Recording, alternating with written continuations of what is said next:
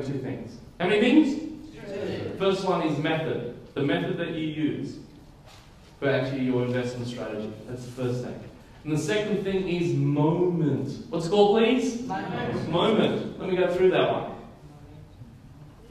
Strategic investors look for narrow windows of opportunity. See, most people miss it because they see method in hindsight, but they did not seize the moment.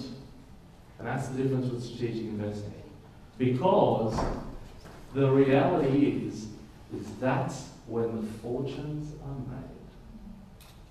You guys have heard of the Great Depression? Yep. Why was it called that? High unemployment. Pardon? High unemployment. High unemployment. Why was it called Great Depression? Why was everyone was starving? Everyone lost jobs. What else? What else? Stock market crash. High cost of living. High cost of living. What else?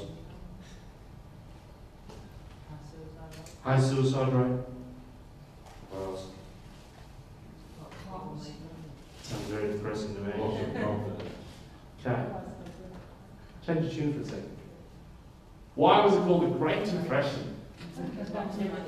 Because lots of money was made because of it. Some of the greatest fortunes in history were created because of the Great Depression. Yeah?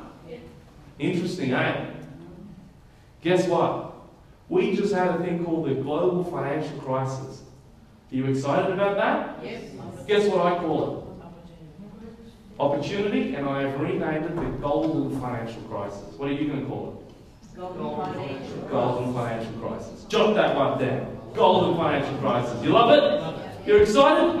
Hey! Let me show you why. Let me show you the moment of opportunity. So what I'm going to do now is I'm going to show you both the method to use and how you will be taking advantage of the moment that was created by the golden financial crisis. That's what I'm going to show you right now. Before we get into that, I want to give you the good news. Australian property values are set to skyrocket. What's the word, please? Skyrocket. What does that mean? Go up. It's going to go off. Yeah, it's going to go off. Is that exciting? Yes. All right, let's go through it. According to the ANZ Bank, Australia is currently about 250,000 houses short. And they were reported in the newspaper last year as saying, if housing supply remains on its current trajectory, Australia will face a critical and potentially intractable shortage of housing that would force rents and house prices significantly higher. The Australian Government Treasury Department originally reported a growing deficit of about 40,000 houses every year, but that's now grown to 62,000 houses every year.